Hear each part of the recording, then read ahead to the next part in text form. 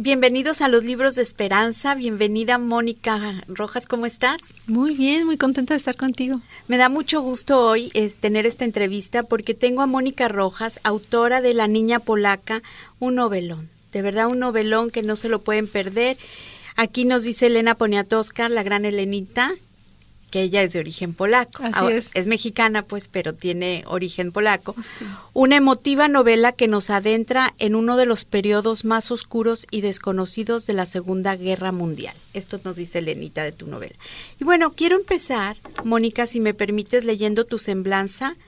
Mónica nació en Puebla en 1983. Sí. Ya dije Está muy bien. Está publicada.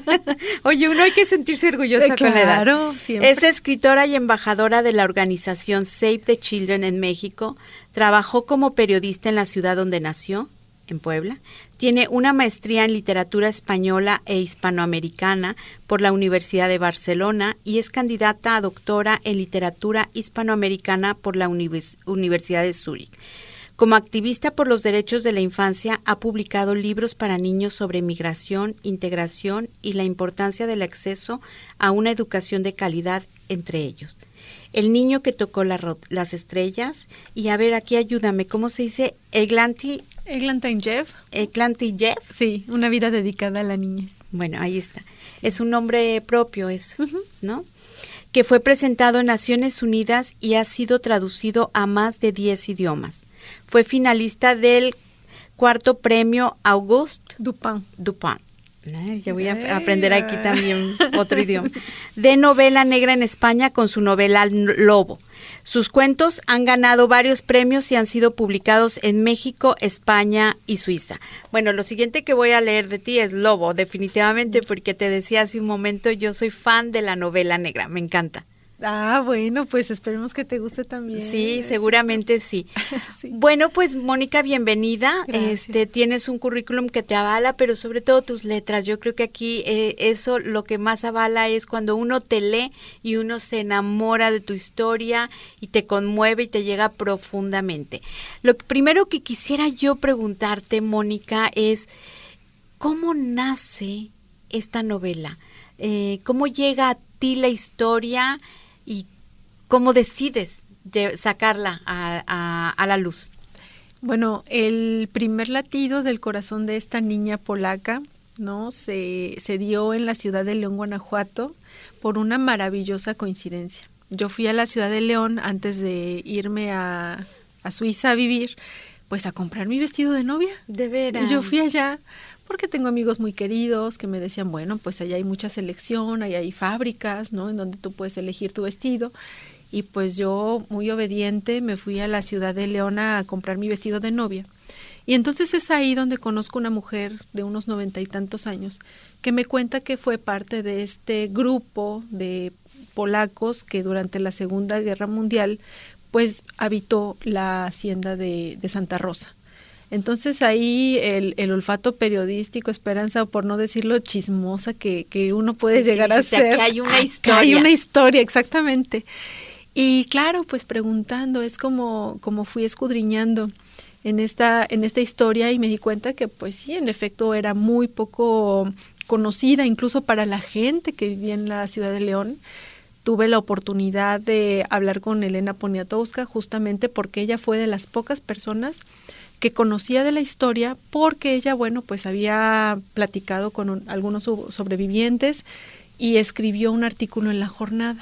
Uh-huh. Entonces, digamos que ese fue también un vínculo con Elena Poniatowska.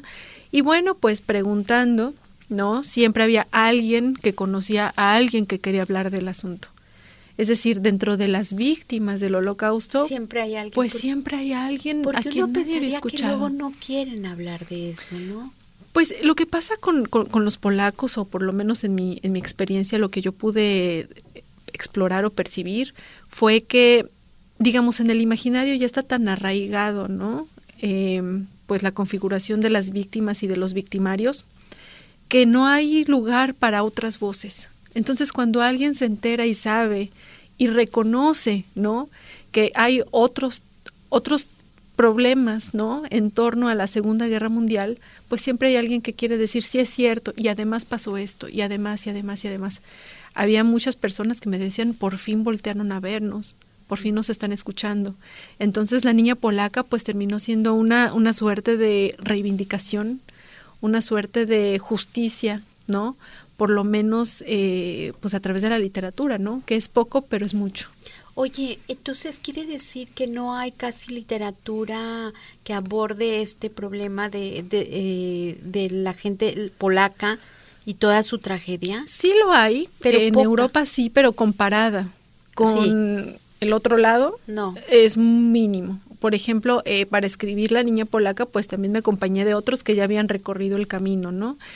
Milan Kundera escribió un libro que se llama La broma, que habla del Gulag. Alexander Solzhenitsyn, por supuesto, ¿no? Sí, o sea, claro. ganó un Nobel gracias el Nobel. al archipiélago Gulag. Anna Applebaum, en el nivel de ensayo, también escribe un libro que se llama Gulag. Es decir, sí hay exploración, sí hay reconocimiento, pero comparado con esta otra parte, ¿no? De la tragedia. Exacto, pues es mínima. Es que fíjate que estamos muy sensibles y conocemos muchas historias y es impresionante cómo cada vez salen más historias que tienen que ver con el Holocausto, con la tragedia humanitaria, con todo este tema hacia los judíos. Sí.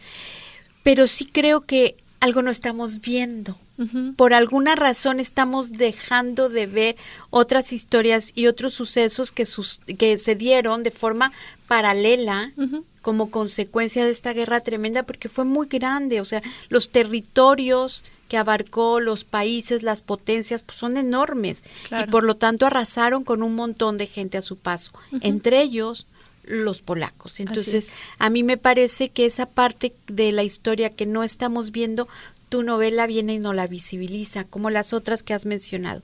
Uh-huh. Probablemente desde un enfoque que sea como más accesible. Uh-huh. Una de las cosas que me llamó mucho la atención y que te lo quiero comentar es la sensibilidad con que está escrita y como incluso calidez, uh-huh, si cabe la palabra, sí, dentro de todo este frío de Siberia. Paradójicamente. O sea, paradójicamente, sí, dentro de todo lo dura que es la historia, tiene un tratamiento como con mucha calidez y con mucho respeto también al sufrimiento, uh-huh, de los polacos. Hablábamos que incluso yo sentía que la pueden leer desde los 13, 14 uh-huh, años para arriba sin ningún problema. ¿Tú qué opinas de eso? Sí, y de hecho uno de los grandes objetivos, ¿no?, al momento de escribir La niña polaca fue justamente que los jóvenes lean, ¿no? Sobre todo porque, claro, cuando nos enseñan historia universal, pareciera que las cosas pasan en secuencia y de manera lineal, y no es así. No. Y entonces de pronto, y esto viene pues desde la configuración del propio pensamiento, pareciera que todo se divide en bueno, malo, blanco, negro, héroes, villanos, etcétera, etcétera. Y yo creo que eso es lo que precisamente ha limitado, ¿no?, el conocimiento o reconocimiento de otras víctimas dentro de los conflictos bélicos. Hay una parte en La niña polaca, ¿no?, que en donde se explica, creo que de manera muy precisa, lo que ocurre, ¿no? Mientras los hermanos judíos, ¿no?, los judíos en los campos de concentración estaban esperando a que llegaran los soviéticos para ser liberados, del lado de los Gulag estaban esperando a que los alemanes invadieran para poder ser liberados. Entonces aquí las divisiones entre héroes y villanos pues es absolutamente difusa. Sí, casi. No lo hay. ¿De dónde te toca estar? ¿De dónde te toca estar viviendo la guerra?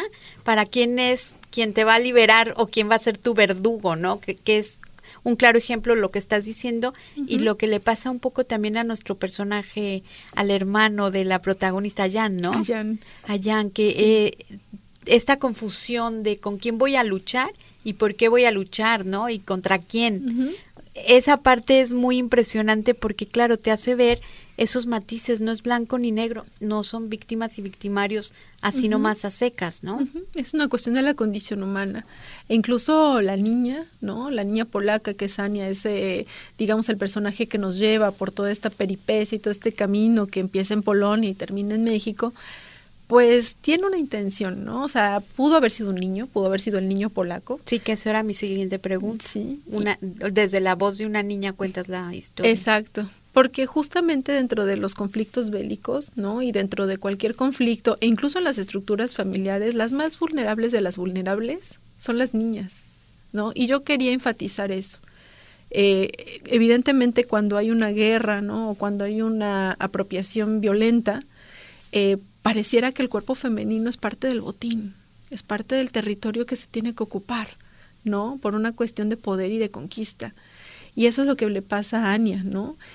A mí, fíjate que me pareció muy interesante cuando realicé la investigación de esta novela. Entrevisté como a 100 personas que habían pasado por Santa Rosa, pero también por los Gulag, aunque no hubieran llegado a México.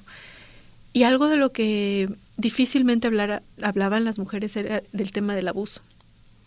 Y seguramente sufrieron muchísimo. Muchísimos. Y cuando dices abuso, es abuso sexual. Así es, abuso sexual.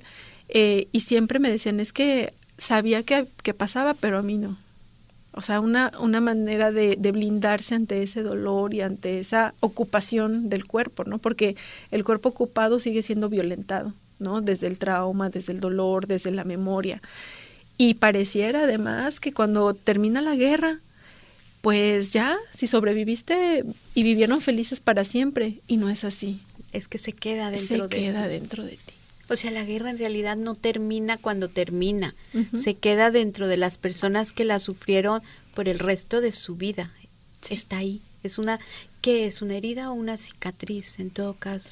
Pues si acaso una cicatriz, pero depende mucho del ser humano. Yo me acuerdo, fíjate, Esperanza, ahorita que mencionas eso, que yo platicaba con una mujer a la que, pues por error de traducción, porque estábamos platicando en alemán, le había yo dicho algo así como pobrecita, sin querer.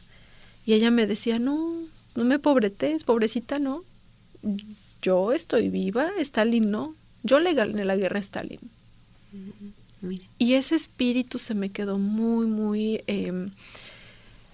arraigado, ¿no? Al momento de escribir, yo quería que esa esencia de esperanza, de vida, de que aunque la esperanza se vista de luto, sigue siendo esperanza, permeara, ¿no? en la historia de la niña polaca.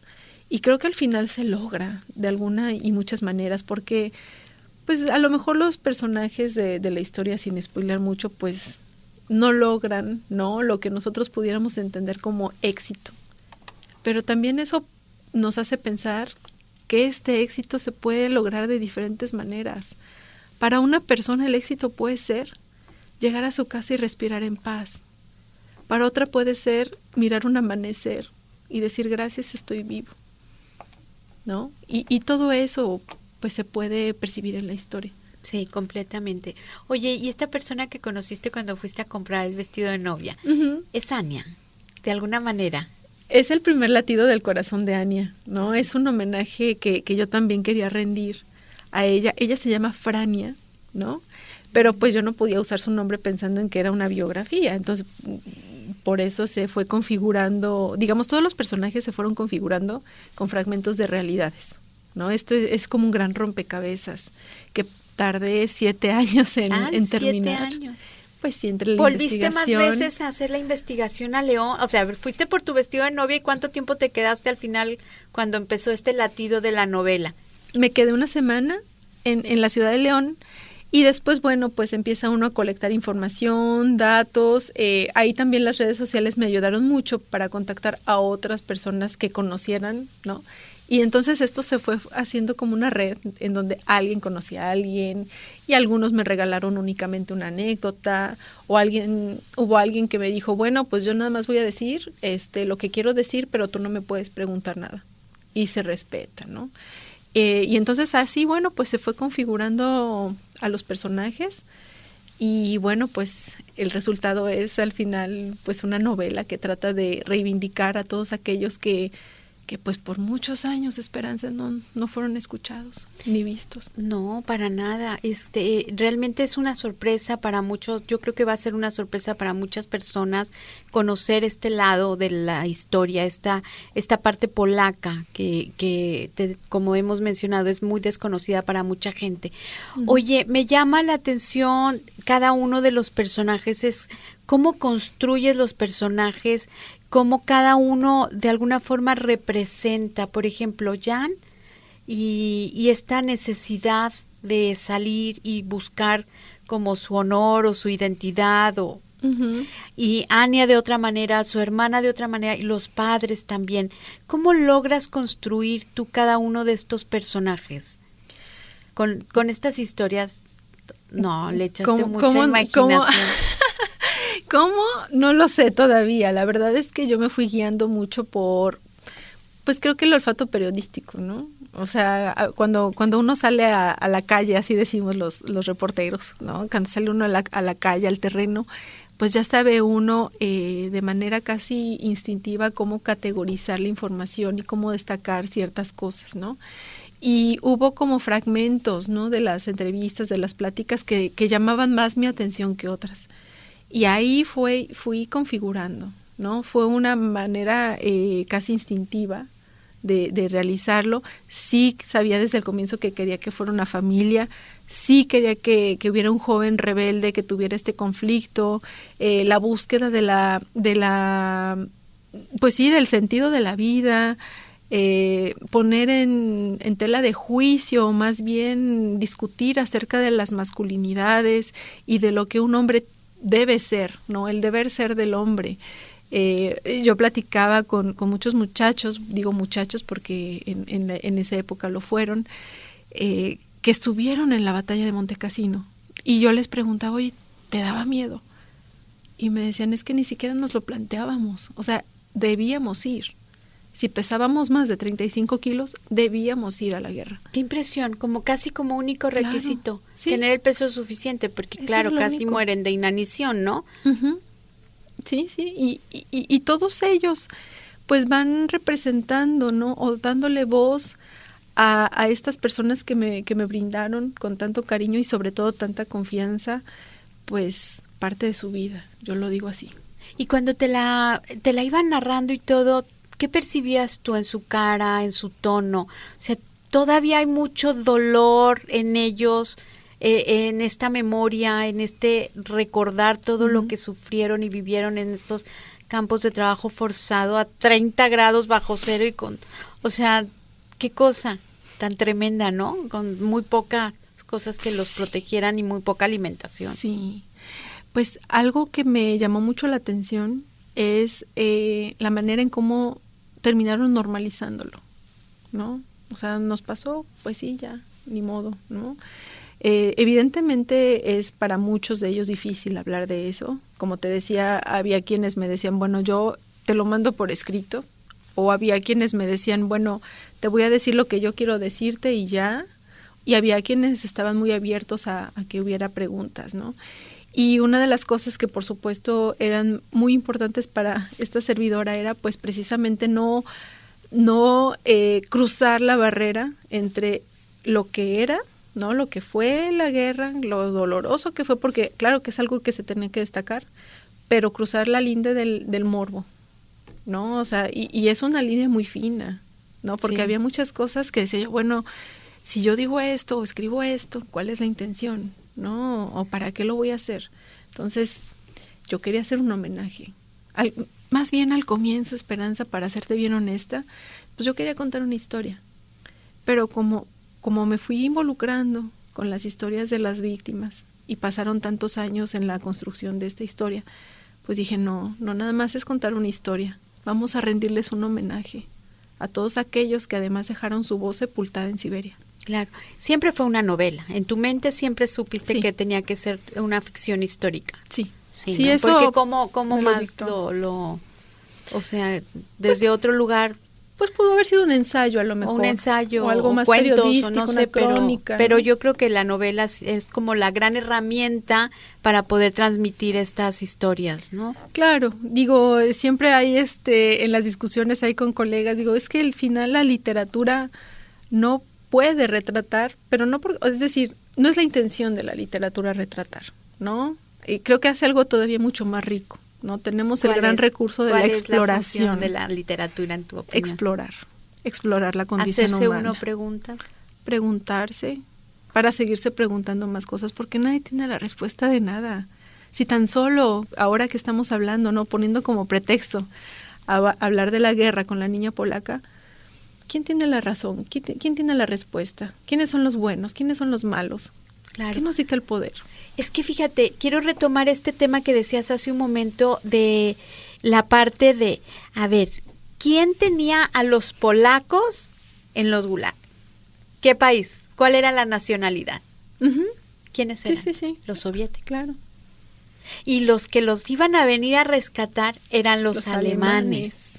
Que en nuestra mente o en la mente normalmente uh-huh. los alemanes eran los grandes villanos cuando estás hablando de los nazis. Uh-huh.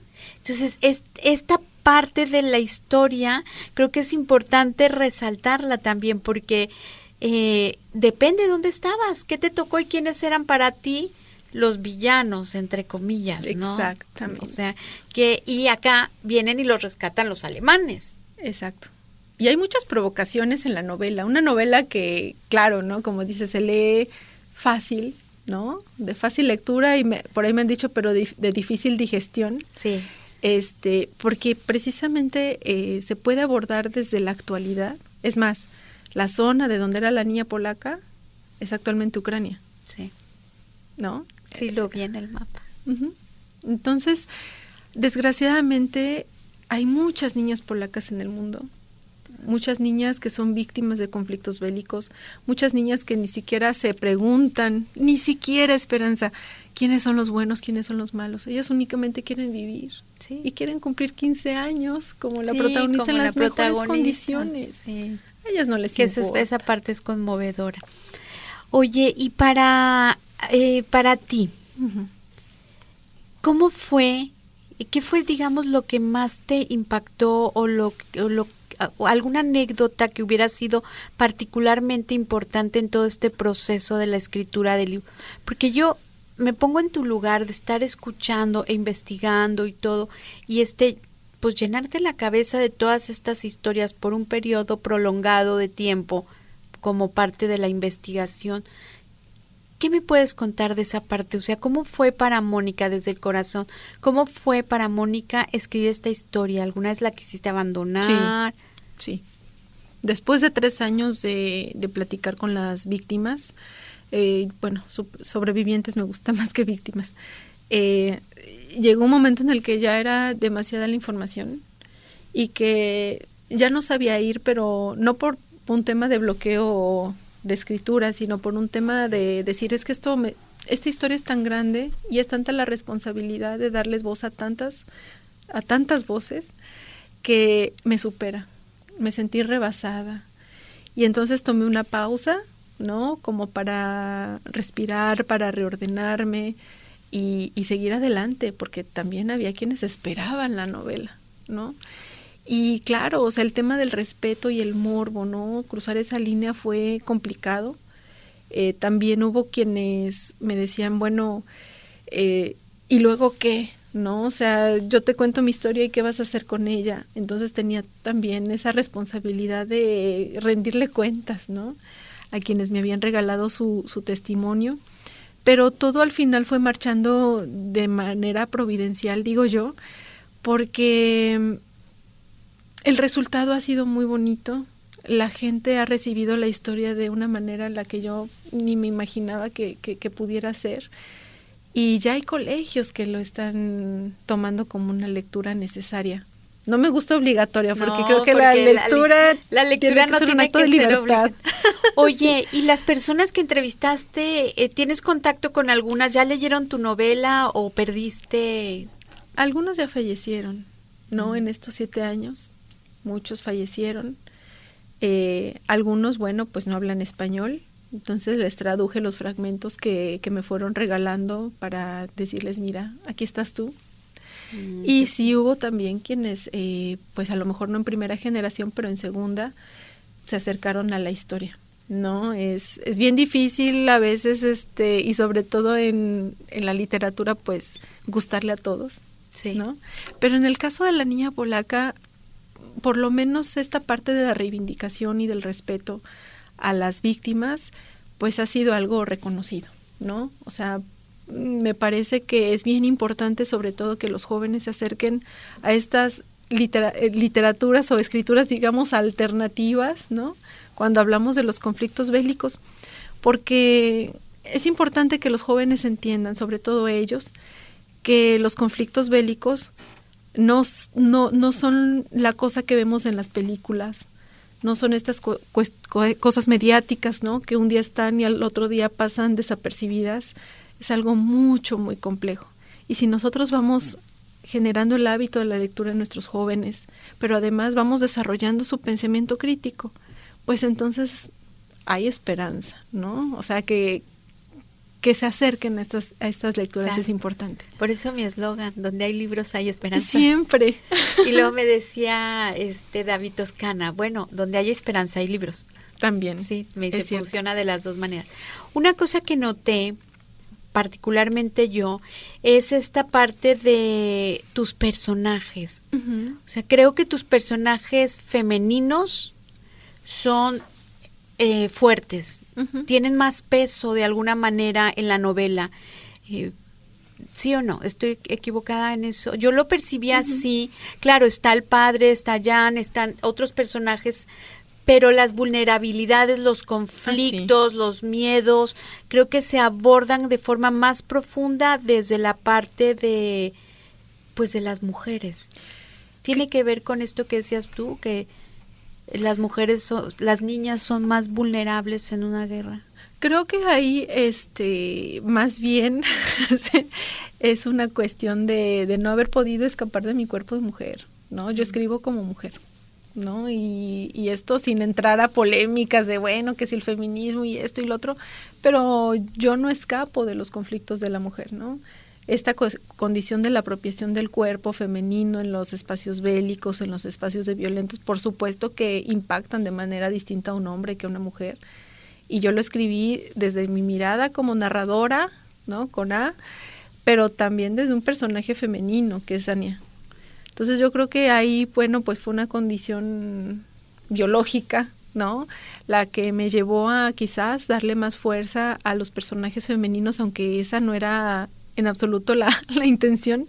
De hecho, creo que si hay un personaje muy fuerte en la historia es Jan, el hermano de Anya del que hemos platicado, pero incluso Patrick, o sea, Patrick, que es el padre de Anya, también es un personaje muy fuerte, aunque muy vulnerable, porque si volvemos a esta condición del deber ser de los hombres, pues el padre de familia es el que tiene que procurar la seguridad, ¿no? De su grupo, de su manada. Y ante la guerra, ¿qué podía hacer él? Sí, qué impotencia. Qué impotencia. Y creo que ese sentimiento de la impotencia está muy, muy bien logrado en los hombres. Sí. Porque, claro, como dices tú, culturalmente son los que protegen y, uh-huh, ahí no podían proteger nada. No pueden proteger nada. Oye, por cierto, el final me encantó. Ay, qué bien. Me gustó mucho el final, no lo vamos a decir, por supuesto que no, ¿no? De cara de los acontecimientos actuales, ¿no? Todo lo que está pasando, como decías hace un momento, Ucrania, todo lo que está pasando en Israel, todo lo que está pasando en Palestina, ¿cuál es tu percepción? O sea, la historia se empieza a repetir, hay aquí un discurso de odio que luego creo que tampoco se entienden muy bien los conflictos de forma, no es negro y es blanco. Uh-huh. Hay muchos colores, hay muchas tonalidades de grises y matices. Uh-huh. ¿Tú qué opinas con respecto a eso? ¿Volvemos a repetir la historia? Y la seguiremos repitiendo, desgraciadamente. Es decir, cuando a alguien, ¿no? A un grupo nos dicen que somos superiores o inferiores, ¿no? Que incluso está pasando en México, Estados Unidos, si volteamos a ver a los hermanos centroamericanos, los discursos de poder dividen. El poder que te indica si eres mejor o peor, si eres bueno o eres malo, va etiquetando, ¿no? Y es una condición humana lamentable creer lo que nos dicen. Entonces, si volvemos al tema del desarrollo del pensamiento crítico, pues eso es fundamental para no creernos todo lo que nos dicen. ¿Por qué nos lo dicen? ¿Quién nos lo dice? ¿Para qué nos lo dicen? ¿No? Dejar a un lado, y esto es difícil, pero se tiene que empezar a trabajar la pigmentocracia, el eurocentrismo, la manera de creer que unos somos mejores o tenemos más calidad que otros seres humanos o viceversa. Pues son cuestiones que tienen que ver con una manera de conformar a las sociedades a beneficio de unos cuantos. Entonces, yo para serte honesta, me siento bien pequeñita para entender, ¿no? El sentido global, ¿no? Cuando hablamos de conflictos, ¿no? Cuando hablamos de Ucrania, cuando hablamos de Gaza. Pero lo que sí estoy segura es que es tan complejo, ¿no? Que tenemos que empezar a cuestionarnos todo. ¿Desde dónde nos viene la información? ¿Por qué? ¿Para qué?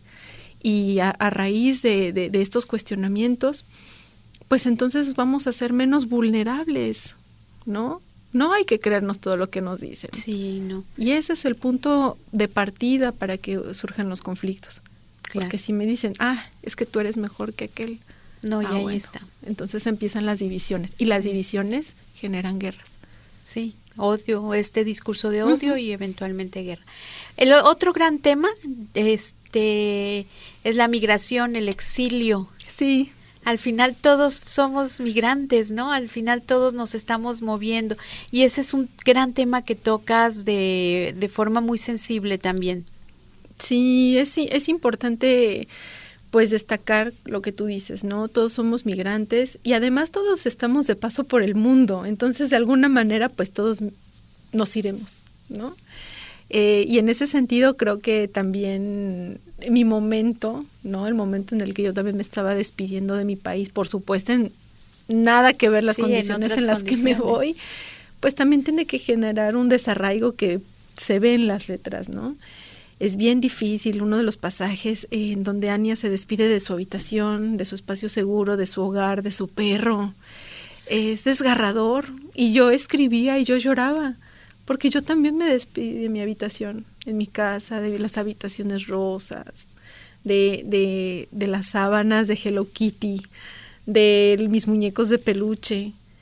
Y como lo hemos dicho, ¿no? O sea, evidentemente las condiciones son otras, pero desprenderte de tu hogar, tú lo sabes. Pero el sentimiento es real. Es real, es auténtico. Y sí, todos somos migrantes. Todos somos migrantes. Sí. Bueno, Mónica, pues muchísimas gracias por esta entrevista que disfruté mucho. La niña polaca, aquí está el libro. Mónica Rojas, disponible en todas las librerías. A veces hay que tener paciencia para que llegue y todo, pero lo puedes pedir. Yo lo que pasa es que no me daba el tiempo para que me llegara, pero en 2-3 días te llega en caso de que no esté disponible. Mónica, ¿y está traducido a otros idiomas ya? No, pero por ahí empezamos a trabajar en eso. Que eso me parece a mí que es particularmente importante que se traduzca a otros idiomas también, ¿no? Así y bueno, pues vamos a seguirte leyendo, ¿Ya tienes otro proyecto o ahorita ya te liberaste de este? Año, mira, te va a dar la primicia. Este año sale novela nueva. ¿De verdad? ¿Y es novela negra o ficción histórica? Es una ficción y bueno, va a estar publicada por el sello Hachette Literatura. Mira, por ahí con Fernanda. Exactamente, por ahí de septiembre. Fernanda tiene un ojo clínico para las... ¿Qué puedo decir? Por ahí de septiembre, pues para la Feria del Libro de Guadalajara vas a tener que venir. De hecho, la primera feria va a ser aquí, en Monterrey. Vienes aquí a darme la primicia. Sí. Volvemos a grabar algo. Te lo prometo. ¿Sale? Te lo prometo. Bueno, ya está. Ya está. Uy, qué bueno. Además, yo soy una gran aliada de Hachette. Ahora en la FIL de Guadalajara estuve usando su espacio que... montaron un estudio de radio fenomenal, hice muchísimas entrevistas ahí a todas sus autoras y uno que otro autor, porque nomás fue Genaro, me parece, pero de ahí en más a todas las autoras las entrevisté ya. Así pues es que mira, ya primicia. Estamos. Me la das. Pero por supuesto. Bueno, conste, ya lo dijo, ya lo prometió. Bien, muchísimas gracias por haber estado en los Libros de Esperanza. Si les gustó esta entrevista, este video, ya saben, síganos en nuestras redes, denle like a este video, compártanlo para que esta historia de la niña polaca llegue muy lejos, llegue a muchísimos lectores. De verdad, vale muchísimo la pena. Recuerde, donde hay libros, hay esperanza. Gracias por escucharnos.